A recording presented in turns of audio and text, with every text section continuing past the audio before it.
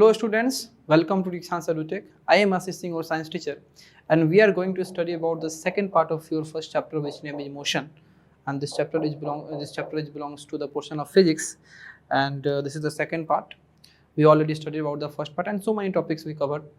प्यारे बच्चों, जैसे कि आप देख रहे हैं कि ये हमारे मोशन चैप्टर का जो सेकंड पार्ट है आपका, और हम लोग पार्ट 1 को ऑलरेडी कवर कर चुके हैं। बहुत अच्छे अच्छे कंसेप्ट को हम लोग पढ़ें, बहुत अच्छे अच्छे टॉपिक्स को हम पढ़ें जो कि बहुत इंपॉर्टेंट है इस चैप्टर को आगे इनिशिएट करने के लिए या इस चैप्टर को समझने के लिए या हमारे प्रैक्टिकल लाइफ में आगे क्लासेस के लिए, आगे के चैप्टर्स के लिए। वो सारे टॉपिक्स बहुत इंपॉर्टेंट थे और जो आने वाले हैं टॉपिक्स वो भी बहुत सारे इंपॉर्टेंट हैं। ठीक है, तो ज़रा इसको टाइम ज़्यादा ख़त्म करने से अच्छा है कि सीधे हम बढ़ते हैं अपने कंटेंट पे। और सबसे पहले हम बात करेंगे, जैसे कि आप लोग जानते ही हो कि हम सबसे पहले बात करेंगे पार्ट 1 के बारे में कि हम लोग पार्ट 1 में क्या क्या पढ़े थे। ठीक है, चूंकि ये थोड़ा सा लंबा जाने हो सकता है कि थोड़ा सा लंबा जाए, तो जल्दी से इसका एक शॉर्ट रिव्यू हम लोग कर लेते हैं कि पार्ट 1 में हम लोग क्या क्या पढ़े थे आपको हम बता दें, जिससे आपको एक रिमाइंड हो जाए कि आप लोग थोड़ा सा क्या पढ़ने वाले हो और क्या पढ़ चुके हो, ये आपको पता चल जाए। ठीक है, तो सबसे पहले बता दें कि आपको पार्ट 1 में पढ़ाया गया था कि मोशन जो है इसका इंट्रोडक्शन क्या होता है। दूसरा आपको पढ़ाया गया था कि रेफरेंस बॉडी क्या होता है। ठीक है, रेफरेंस बॉडी क्या होते हैं। तीसरा आपको बताया गया था कि डिस्टेंस क्या होता है। ठीक है, डिस्टेंस क्या होता है और डिस्प्लेसमेंट क्या होता है। डिस्टेंस और डिस्प्लेसमेंट क्या होता है। फिर हम लोग बात किए थे कि ये हमारा स्पीड क्या होता है। स्पीड क्या होता है। स्पीड के बाद हम लोग बात किए थे कि एवरेज स्पीड क्या होता है। एवरेज स्पीड क्या होता है। ठीक है, एवरेज स्पीड के बाद हम लोग बात किए थे कि वेलोसिटी क्या होता है। वेलोसिटी। ठीक है, तो हम लोग बात करेंगे लास्ट जो टॉपिक था हमारा वेलोसिटी, उसी से स्टार्ट करेंगे। ठीक है, तो व्हाट इज वेलोसिटी। तो वेलोसिटी आपका जब किसी भी मूविंग बॉडी के द्वारा एक पार्टिकुलर डायरेक्शन में एक स्ट्रेट लाइन में अपने डिस्टेंस को तय किया जाता है किसी टाइम के रेस्पेक्ट में, तो उस पार्टिकुलर डायरेक्शन में एक स्ट्रेट लाइन में the distance travel per unit time का जो वैल्यू होता है दैट इज कॉल्ड वेलोसिटी। यानी कि कोई बॉडी कितना के स्पीड में एक पार्टिकुलर डायरेक्शन में चल रही है, तो अगर हम स्पीड का बात एक फिक्स डायरेक्शन में करें तो वहीं पे आपका क्या आ जाता है, वेलोसिटी आता है। क्या आता है, वेलोसिटी आता है। ठीक है, चलिए अब वेलोसिटी को समझने के बाद हम लोग बात करेंगे अपनी यूनिफॉर्म वेलोसिटी के बारे में कि यूनिफॉर्म वेलोसिटी क्या होता है। तो a body has a uniform velocity if it travels in a specified direction और in a straight line and moves over equal distance in equal interval of time. कोई भी अगर मूविंग बॉडी है, कोई भी बॉडी अगर मूव कर रही है, अगर वो एक फिक्स डायरेक्शन में मूव कर रही है, एक स्ट्रेट लाइन में मूव कर रही है और वो आपके इक्वल इंटरवल ऑफ टाइम में इक्वल डिस्टेंस को ट्रेवल कर रही है, समझिएगा, इक्वल इंटरवल ऑफ टाइम में इक्वल डिस्टेंस को ट्रेवल कर रही है और एक फिक्स डायरेक्शन में ट्रेवल कर रही है, स्ट्रेट लाइन में ट्रेवल कर रही है, तो उस बॉडी के वेलोसिटी को हम क्या बोलेंगे, यूनिफॉर्म वेलोसिटी बोलेंगे। क्या बोलेंगे, यूनिफॉर्म वेलोसिटी। जैसे देखिए यहाँ पर आपको एक कार है, इस कार के डायरेक्शन को आप फोकस करें तो कार का डायरेक्शन जो है वो कंटिन्यू अपने फॉरवर्ड डायरेक्शन में जो है आगे की तरफ चलते जा रही है, चलते जा रही है, चलते जा रही है। ये अपने डायरेक्शन को चेंज नहीं कर रही है, ये कार अपने डायरेक्शन को चेंज नहीं कर रही है। देखिए अभी कार स्टार्ट हुई, 1 सेकंड में ये कार 20 मीटर चली, फिर अगले 1 सेकंड में कार फिर 20 मीटर चली, अगले 1 सेकंड में कार फिर 20 मीटर चली, अगले 1 सेकंड में ये कार फिर 20 मीटर चली। यानी कहने का मतलब जो है ये कार जो है 20 मीटर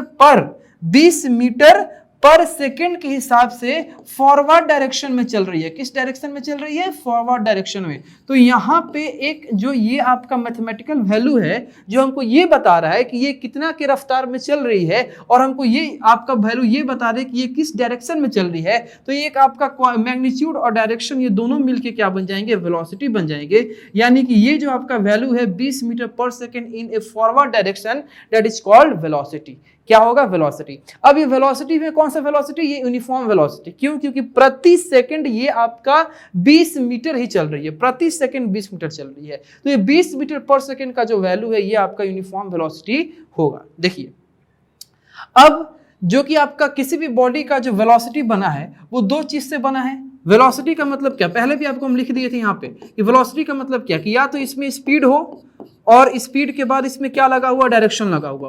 तो स्पीड और डायरेक्शन के कॉम्बिनेशन को हम क्या कहते हैं, वेलोसिटी कहते हैं। तो अगर किसी बॉडी का हमको वेलोसिटी चेंज करना है, किसी बॉडी का हमको वेलोसिटी चेंज करना है, तो या तो आप उसके स्पीड को बदल दो या उसके डायरेक्शन को बदल दो। जैसे मान लो कि आप अपने पापा के साथ जा रहे हो, एक हाईवे पे जा रहे हो, पापा तुम्हारे एकदम स्ट्रेट हाईवे पे बाइक चला के जा रहे हैं, ठीक है।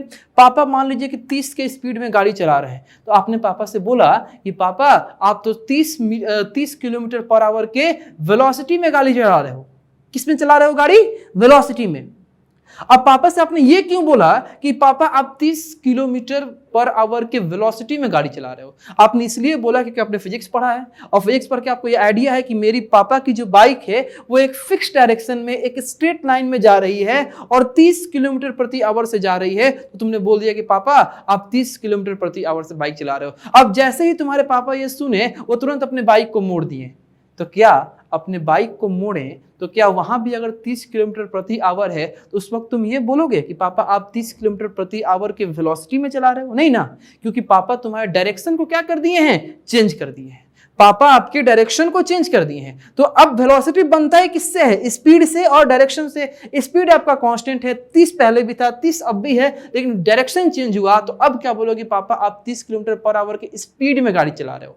यानी जब तक डायरेक्शन था, जब तक एक फिक्स डायरेक्शन था, एक स्ट्रेट लाइन था, तब तक वो आपका वेलोसिटी था। जैसे डायरेक्शन चेंज हुआ तब वो क्या बन गया? स्पीड बन गया, ठीक है। तो अगर आपकी किसी मूविंग बॉडी के इस वेलोसिटी को चेंज करना है तो आप या तो उसके स्पीड को बदल दो, या तो उसके डायरेक्शन को बदल दो, या तो उसके स्पीड को बदल दो, या तो उसके डायरेक्शन को बदल दो, ठीक है। चलिए आपके पास एक क्वेश्चन है, ध्यान दीजिए कि a bus covers a distance of 250 kilometre from Delhi to Jaipur towards west in 5 hours in the morning and returns to Delhi in the evening, cover the same distance of 250 km in the same time of 5 hours, ठीक है। find the average speed and find average velocity of the bus for the whole journey। कह रहा है क्या कि कोई question दिया गया है कि एक बस जो है वो दिल्ली से कहां जा रही है? जयपुर जा रही है।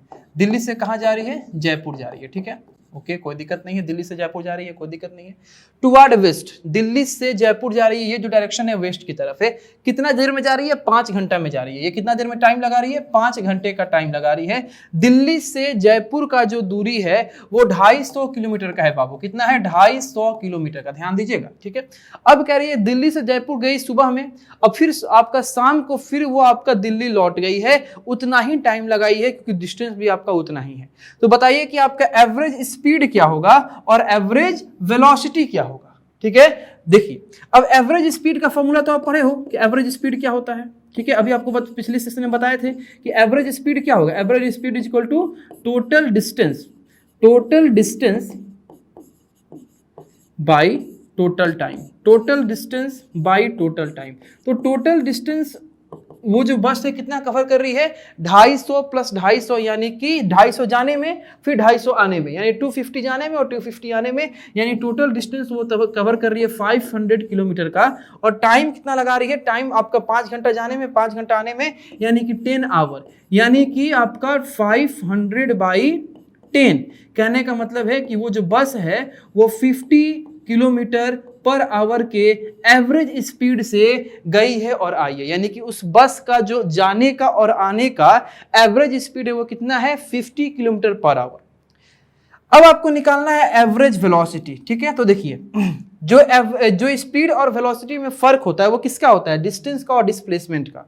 तो अगर एवरेज स्पीड का फॉर्मूला हो गया total distance by total time, तो वहीं पे आपका एवरेज वेलोसिटी का फॉर्मूला क्या हो जाएगा? एवरेज वेलोसिटी का, तो एवरेज वेलोसिटी का फॉर्मूला हो जाएगा टोटल डिस्प्लेसमेंट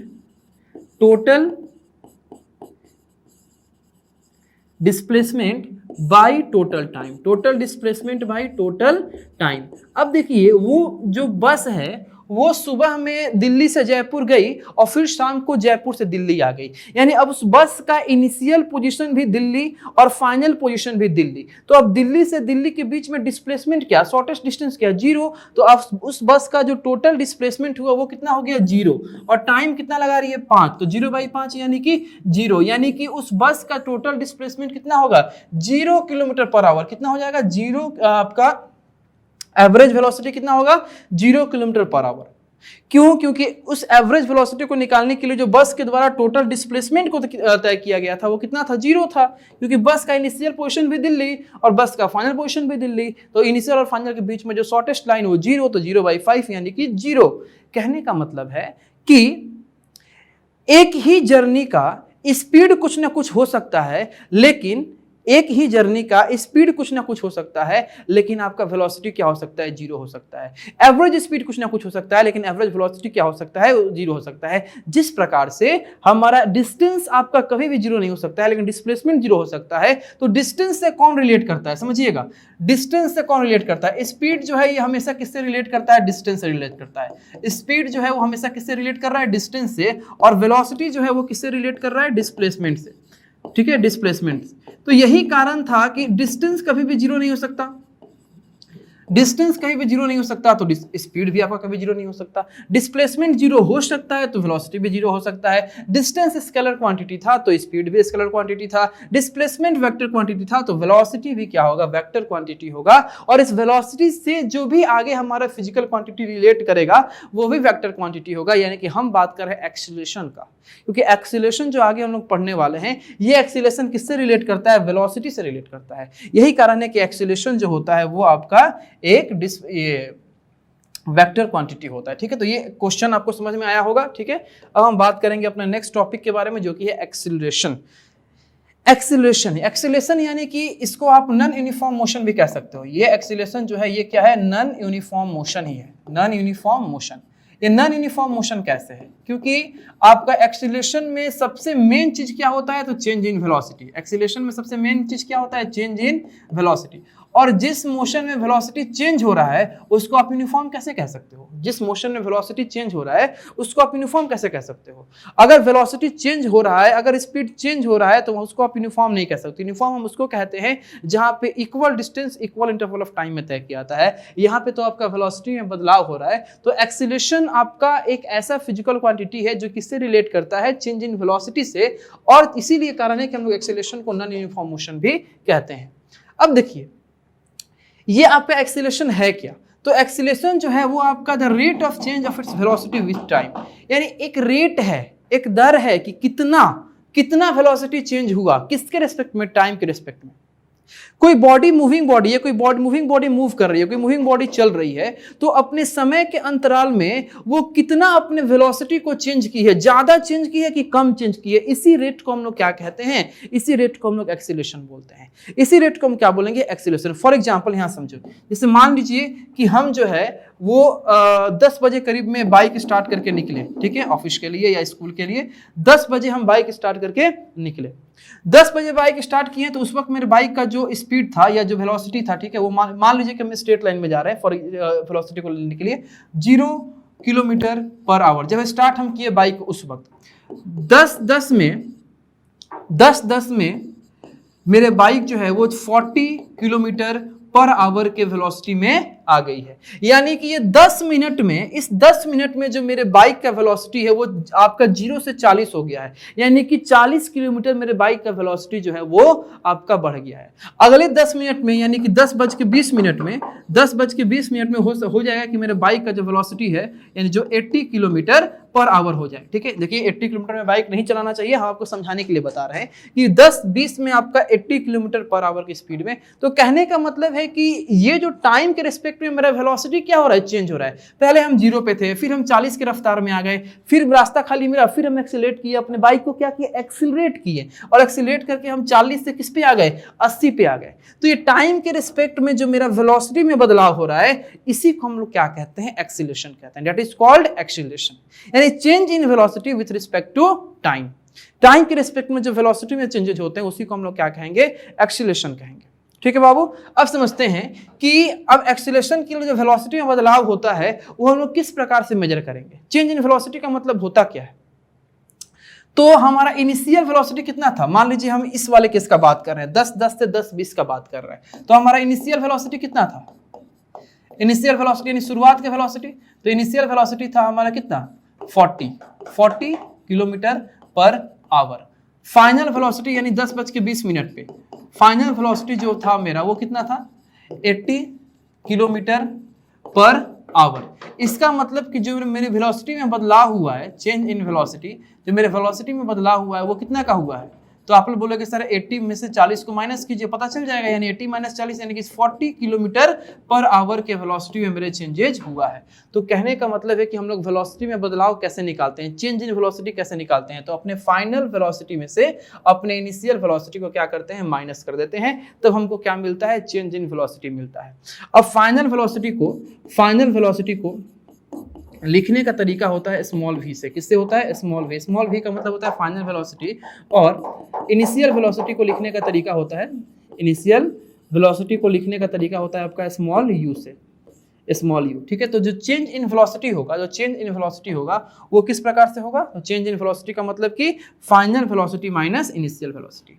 किसके रेस्पेक्ट में? अभी ये चेंज इन वेलोसिटी है, एक्सीलरेशन नहीं। एक्सीलरेशन कब बनेगा? जब इसको हम टाइम के रेस्पेक्ट में क्या करेंगे, चेक करेंगे। तो जो change in velocity with respect to time is called acceleration. यानी व्हाट इज a? तो a is equal to v minus u by t. a is equal to v minus u by t. जो acceleration है जिसको हम a से denote करेंगे, तो ये आपका क्या है, v minus u by T. कोई दिक्कत इसमें? ठीक है, चलिए एक्सीलरेशन का तो फॉर्मूला आपने समझ गया। अब इस एक्सीलरेशन का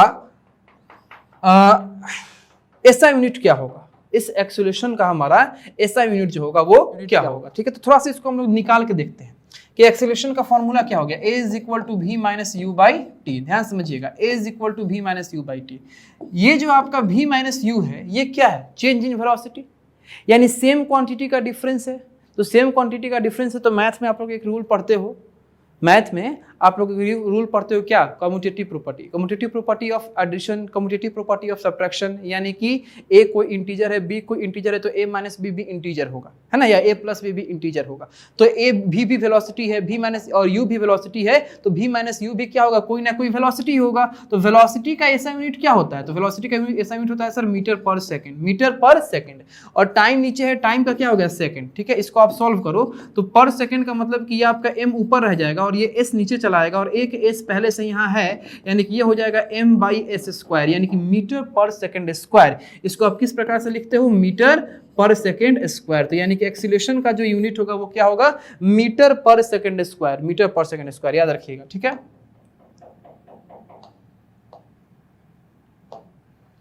चलिए अब हम लोग बात करेंगे यूनिफॉर्म एक्सीलरेशन के बारे में, कि यूनिफॉर्म एक्सीलरेशन हम कहते किसको है। ठीक है, अब देखिए, अगर कोई बॉडी है जो स्ट्रेट लाइन में ट्रेवल कर रही है, यानी कि ये आपको क्लियर कर दे रही है कि वो बॉडी स्पीड नहीं शो कर रही है, वेलोसिटी शो कर रही है। ठीक है, तो अगर कोई बॉडी स्ट्रेट लाइन में ट्रेवल कर रही है और उसके द्वारा जो वेलोसिटी में बदलाव हो रहा है वो इक्वल इंटरवल में हो रहा है, किसके रिस्पेक्ट में? टाइम के रिस्पेक्ट में। इक्वल इंटरवल ऑफ टाइम में वो बॉडी जो है इक्वल वेलोसिटी को क्या कर रही है? चेंज कर रही है। इक्वल इंटरवल ऑफ टाइम में वो बॉडी जो है वो इक्वल वेलोसिटी को क्या कर रही है? चेंज कर रही है। तो उस वक्त उस बॉडी का जो एक्सीलरेशन होगा वो कैसा होगा बाबू? यूनिफॉर्म होगा। कैसा होगा? यूनिफॉर्म। समझिए, आपको हम समझाते हैं और अच्छे तरीके से। तो मान लीजिए कि ये A कोई प्लेस है, ये B कोई प्लेस है, ये C कोई प्लेस है, ये D कोई प्लेस है और ये E कोई प्लेस है। ठीक है, A से हम अपने बाइक को लेकर स्टार्ट किए हैं, A से अपने बाइक को लेकर स्टार्ट किए हैं। A से B तक जाने में हम 5 मिनट का समय लगाए। कितना? 5 मिनट का। B से C तक जाने में भी हम 5 मिनट का ही समय लगाए हैं। ध्यान से समझिएगा बस इसको आप लोग।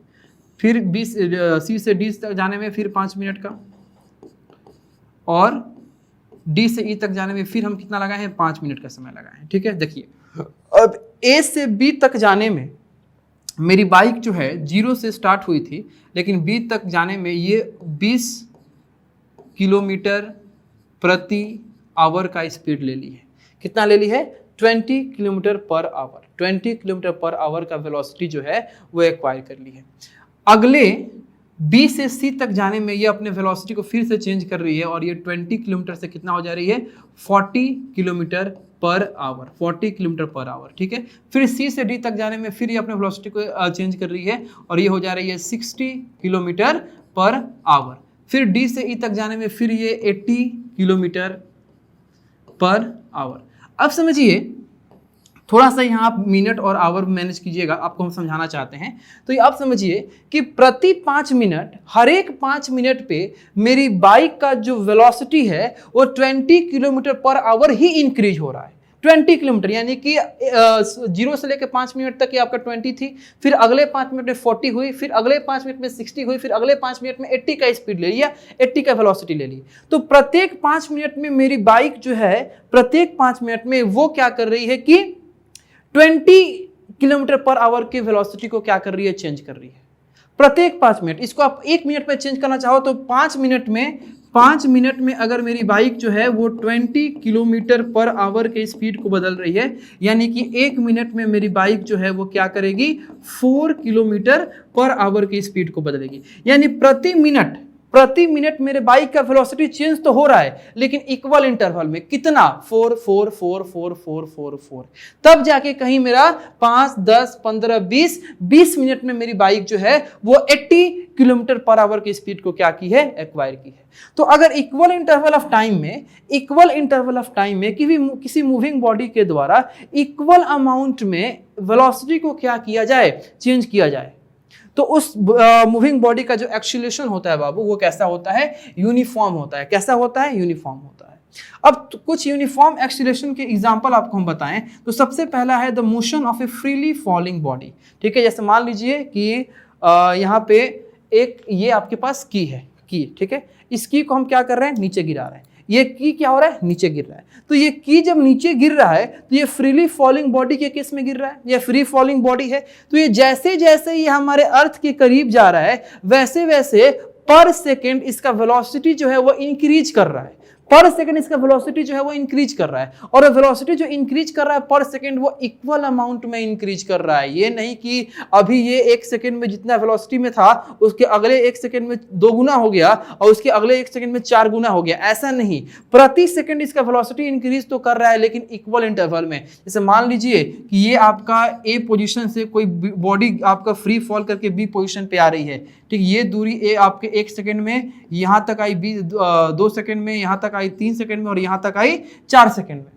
तो कहने का मतलब कि इस पॉइंट पे वो जब रहेगी तो उसके पास जो भी वेलोसिटी होगा, उस वेलोसिटी में आपका दूसरा वेलोसिटी ऐड होगा, उस दूसरे में तीसरा वेलोसिटी ऐड होगा, लेकिन जो ऐड वेलोसिटी हो रहा है वो इक्वल होगा। कितना होगा, 9.8 मीटर पर सेकेंड स्क्वायर। ठीक है, जिसको हम लोग एक्सीलरेशन ड्यू टू ग्रेविटी कहते हैं, या ग्रेविटी के केस में जो बॉडी फ्रीली फॉलिंग बॉडी के पास जो एक्सीलरेशन आता है उसको हम क्या कहेंगे, एक्सीलरेशन ड्यू टू ग्रेविटी। तो प्रति सेकंड उस फ्रीली फॉलिंग बॉडी के पास 9.8 मीटर पर सेकंड का ही वेलोसिटी जो होगा वो क्या होगा, इंक्रीज होगा। तो फ्रीली फॉलिंग बॉडी जो होती है वो यूनिफॉर्म एक्सीलरेशन को क्या करती है, शो करती है। ठीक है, अब देखिए, the motion of a bicycle going down the slope of a road when the rider is not pedalling and wind resistance is negligible. तो मान लीजिए आपके पास एक स्लोप है, ठीक है, आपके पास एक स्लोप है, इस प्रकार का एक रास्ता है, ठीक है, इस प्रकार से आप रास्ता है, और यहाँ पे आप क्या कर रहे हो, साइकिल चला रहे हो, यहाँ पे आप क्या कर रहे हो, साइकिल चला रहे हो।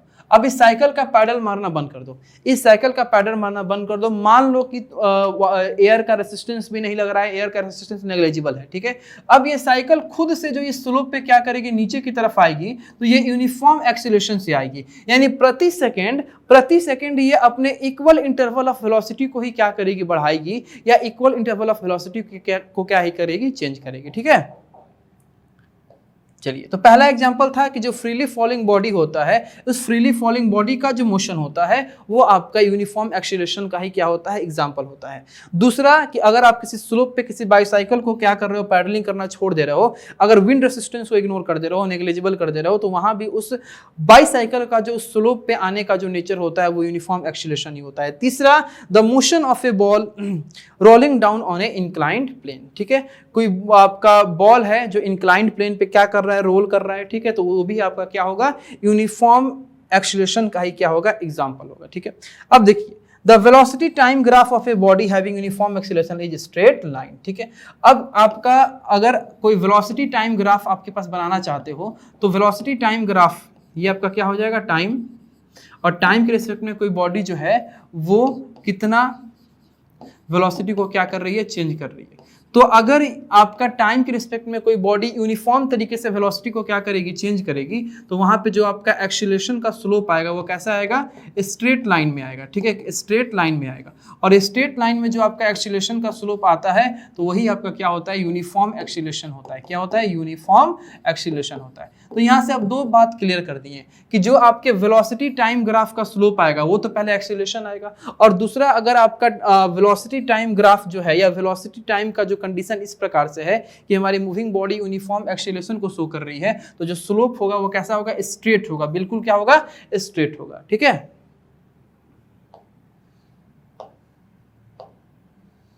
चलिए अब हम लोग को समझना है नॉन यूनिफॉर्म मोशन के बारे में कि नॉन यूनिफॉर्म मोशन क्या है। तो यूनिफॉर्म मोशन का अपोजिट कि अगर कोई बॉडी अपने वेलोसिटी को इंक्रीज तो करे लेकिन इक्वल इंटरवल ऑफ टाइम में अनइक्वल अमाउंट में अपने वेलोसिटी को इंक्रीज करे। ठीक है, यानी कि प्रति सेकंड मान लीजिए वो 1 सेकंड में 2 मीटर पर सेकंड की, अगले 1 सेकंड में 4 मीटर पर सेकंड कर दी, अगले 1 सेकंड में अगर आपका 8 मीटर पर सेकंड कर दी, अगले 1 सेकंड में अपनी स्पीड को कम कर दी, यानी प्रति सेकंड वो अनइक्वल अमाउंट में अपने वेलोसिटी को क्या कर रही है, चेंज कर रही है। तो उस तरह के एक्सीलरेशन को हम लोग क्या बोलेंगे, नॉन यूनिफॉर्म एक्सीलरेशन बोलेंगे। क्या बोलेंगे, नॉन यूनिफॉर्म एक्सीलरेशन। ठीक है, तो या दूसरे तरीके से बोलने का ये भी है कि एक नॉन यूनिफॉर्म एक्सीलरेशन जो होता है, उस नॉन यूनिफॉर्म एक्सीलरेशन में जो वेलोसिटी चेंज होता है वो नॉन यूनिफॉर्म रेट में चेंज होता है, वो आपका यूनिफॉर्म रेट में वेलोसिटी चेंज नहीं होता है। ठीक है, अब जो आपका वेलोसिटी टाइम ग्राफ होता है किसका, नॉन यूनिफॉर्म मोशन का, वो कर्व लाइन में होता है। कैसा होता है, कर्व लाइन में। जैसे मान लीजिए कि ये आपका एक्स एक्सिस,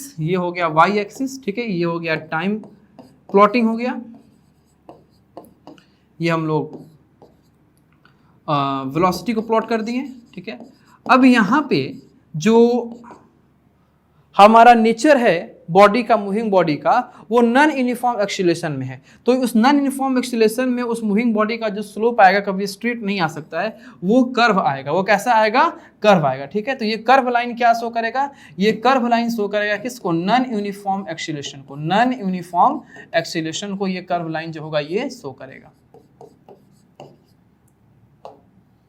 चलिए अब समझते हैं हम। हाँ, तो ये तो क्लियर हो गया आपका नॉन यूनिफॉर्म एक्सीलरेशन। अब एक्सीलरेशन का ही बहुत इंपॉर्टेंट एक पोर्शन ये भी है, रिटार्डेशन। रिटार्डेशन यानी कि जिसको हम लोग डिक्सेलेरेशन, डी एक्सीलरेशन भी कहते हैं, डी एक्सीलरेशन भी कहते हैं, और निगेटिव एक्सीलरेशन भी कहते हैं। यानी कि जब किसी मूविंग बॉडी के मोशन में वेलोसिटी का बदलाव तो हो, लेकिन वो मूविंग बॉडी अपने पहले के वेलोसिटी के कंपेयर में अपने आगे वाले वेलोसिटी को इंक्रीज ना करके क्या कर दे, डिक्रीज कर दे। इंक्रीज ना करके क्या करे, डिक्रीज करे। टाइम के रिस्पेक्ट में अपने वेलोसिटी को, अपने इनिशियल वेलोसिटी को इंक्रीज नहीं कर रही है, डिक्रीज कर रही है। जैसे हम लोग बाइक चलाते हैं तो पैडल, ये ब्रेक मारते हैं, साइकिल में ब्रेक मारते हैं, तो उस वक्त हमारा इनिशियल स्पीड ज़्यादा होता है और फाइनल स्पीड क्या होता है, कम हो जाता है। तो जब कोई बॉडी अपने इनिशियल वेलोसिटी को क्या करती है, डिक्रीज करती है, उस वक्त उस बॉडी का जो एक्सीलरेशन होता है उसको हम लोग क्या कहते हैं, रिटार्डेशन कहते हैं। क्या बोलते हैं, रिटार्डेशन बोलते हैं। और उसको हम लोग नेगेटिव साइन के साथ लिखते हैं। नेगेटिव साइन के साथ इसलिए लिखते हैं कि हमको पता चले कि वो आपका नेगेटिव एक्सीलरेशन यानी कि रिटार्डेशन का केस है। नेगेटिव का मतलब ये नहीं कि उसका एक्सीलरेशन माइनस में हो रहा है। माइनस वहाँ ये क्या शो कर रहा है, माइनस आपका ये शो कर रहा है कि ये आपका बॉडी जो है वो अपने वेलोसिटी को डिक्रीज कर रही है। टाइम के रिस्पेक्ट में वेलोसिटी को क्या कर रही है, डिक्रीज कर रही है, ना कि टाइम के रिस्पेक्ट में अपने वेलोसिटी को क्या कर रही है, इंक्रीज कर रही है। ठीक है, तो देखिए, तो आपका अगर किसी बॉडी के वेलोसिटी अगर आपकी किसी बॉडी के वेलोसिटी में इंक्रीज होता है तो उसको तो हम पॉजिटिव एक्सीलरेशन कहते हैं, लेकिन अगर वेलोसिटी डिक्रीज होता है तो वहां पे आपका क्या होता है, नेगेटिव एक्सीलरेशन होता है। ठीक है, अब ये कैसे होता है आपको हम दिखा देंगे, टेंशन लेने की बात नहीं है। ठीक है, चलिए अब एग्जाम्पल आपके पास है। ठीक है, एग्जाम्पल आपको हम दे चुके हैं। ठीक है, when a car driver traveling at an initial velocity of 10 meter per second applies brakes and brings the car to rest in 5 seconds, final velocity becomes 0, then अब समझिए यहाँ पे कह रहा है कि एक कार ड्राइवर है जो कार चला रहा है, जिसकी जो उस कार ड्राइवर की जो कार है वो 10 मीटर पर सेकंड के रफ्तार में जब थी तब वो ब्रेक अप्लाई किया था। देखिए, अब उस कार ड्राइवर का कंडीशन किस प्रकार से है कि वो इसका इनिशियल वेलोसिटी क्या था, 10 मीटर पर सेकंड। अब 10 मीटर पर सेकंड की रफ्तार में जब उसकी कार थी तब वो ब्रेक अप्लाई किया, ब्रेक अप्लाई किया तो उस वक्त उसका फाइनल वेलोसिटी, आपका ब्रेक अप्लाई करने के बाद वो कार उसकी रुक गई, यानी कि फाइनल वेलोसिटी क्या हो गया, उसके कार का फाइनल वेलोसिटी आपका हो गया 0, ठीक है, 0 मीटर पर सेकंड या 0 हो गया, ठीक है। अब उसको कार को रोकने में टोटल टाइम जो लगा है वो कितना लगा है, 5 सेकंड का, आई थिंक 5 सेकंड का, लेट मी सी, हाँ ठीक है, 5 सेकंड का टाइम लगा है, 5 सेकंड का टाइम लगा, ठीक है। यहाँ पे आप लोग पहले तो मान लीजिए कि एक्सीलरेशन निकालो। अब देखो कि एक्सीलरेशन जो है किस प्रकार से आ रहा है, ठीक है, ये हमारा गिवन क्वांटिटी था क्वेश्चन के अकॉर्डिंग, ठीक है। अब आप लोग जानते हो कि एक्सीलरेशन जो होता है वो क्या होता है, v minus u by t, यानी कि final velocity minus initial velocity by time. तो a is equal to v, what is the value of v, तो 0, minus u, what is the value of u, तो 10 by t, यानी कि 5, यानी कि इसको सॉल्व करोगे तो माइनस 10 बाई 5, यानी कि -2 मीटर पर सेकेंड स्क्वायर, यानी कि जो ये कार है उसका, वो कार जो है वो उस 5 सेकेंड में -2 मीटर पर सेकेंड के वेलोसिटी से अपने वेलोसिटी को क्या किया, डिक्रीज की है, -2 मीटर पर सेकेंड के वेलोसिटी से अपने रफ्तार को क्या की है, कम की है, जिसके चलते हमारा एक्सीलरेशन जो आया है वो माइनस में आया है। तो एक्सीलरेशन जो माइनस में आया है ये क्या शो कर रहा है, क्योंकि कार का इनिशियल स्पीड ज्यादा था और फाइनल स्पीड क्या हुआ है, कम हुआ है, यानी कार का जो वेलोसिटी है वो डिक्रीज कर रहा है। कार का वेलोसिटी डिक्रीज करेगा तो एक्सीलरेशन निगेटिव में आएगा, और इसी निगेटिव एक्सीलरेशन को हम लोग क्या बोलते हैं, रिटार्डेशन बोलते हैं। क्या बोलेंगे, रिटार्डेशन बोलेंगे, ठीक है, इसको आपको याद रखना होगा। चलिए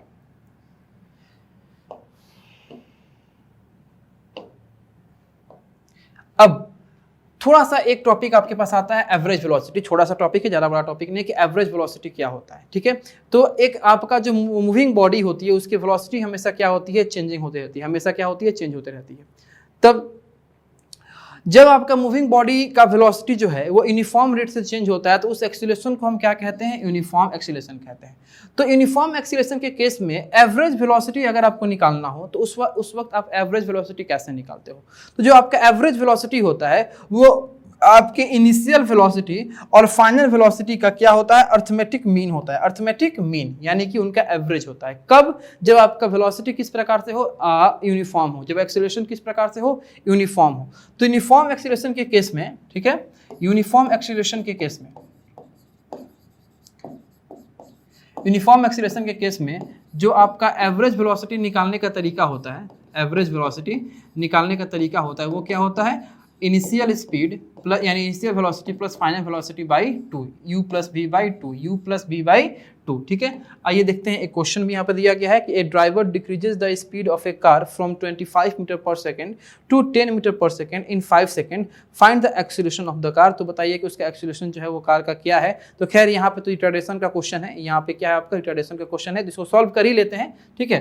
कि एक ड्राइवर जो है वो अपने कार के स्पीड को, जो कि 25 मीटर पर सेकेंड के स्पीड में चल रही थी, उसको कम करके 10 मीटर पर सेकेंड कर दिया, कितना देर में, आपका 5 सेकेंड में। तो बताइए उस कार का एक्सीलरेशन जो होगा क्या होगा। आप ऐसे मुंह जबानी भी आप उसको सॉल्व कर सकते हो। आपका इनिशियल वेलोसिटी कितना है, 25 मीटर, 25 यानी, और फाइनल कितना है 10, तो v माइनस यू का वैल्यू कितना आएगा, v माइनस यू का वैल्यू कितना आएगा, तो 10 माइनस 25, 10 माइनस 25 यानी कि -15, -15 बाई 5 यानी -3 मीटर पर सेकेंड स्क्वायर। कितना होगा इसका answer, -3 metre per second square. तो ये -3 क्यों आया है, -3 इसलिए आया है ताकि आप ये देख पाओ कि यहाँ पे वेलोसिटी जो है वो क्या हो रहा है, डिक्रीज हो रहा है। और जब भी आपका वेलोसिटी डिक्रीज होगा तो आपका एक्सीलरेशन जो होगा माइनस में आएगा, और इसको हम क्या बोलते हैं, रिटार्डेशन बोलते हैं, ठीक है। ये एक थोड़ा सा टॉपिक था कि जब भी आपका एक्सीलरेशन यूनिफॉर्म तरीके से हो उस वक्त आप एवरेज वेलोसिटी अगर निकालना हो तो कैसे निकालोगे, तो अपनी इनिशियल वेलोसिटी और अपने फाइनल वेलोसिटी का एवरेज यानी कि बाई 2 कर दो, प्लस करके बाई 2 कर दो, यही क्या हो जाएगा, यूनिफॉर्म वेलोसिटी हो जाएगा। क्या हो जाएगा, यूनिफॉर्म वेलोसिटी, ठीक है। तो अभी हम लोग पार्ट 2 में आज यहीं तक रखते हैं, ठीक है। पार्ट 3 में इसके आगे के टॉपिक को हम लोग क्या करेंगे बाबू, कवर करेंगे, ठीक है। तो आई होप कि आपको ये एक्सप्लेनेशन जो है पार्ट 1 और पार्ट 2 का अच्छे तरीके से समझ में आया होगा, और मिलते हैं आपसे हम पार्ट 3 में इसके आगे के टॉपिक्स को लेके। तब तक के लिए थैंक यू, और मन लगा के पढ़ाई कीजिए।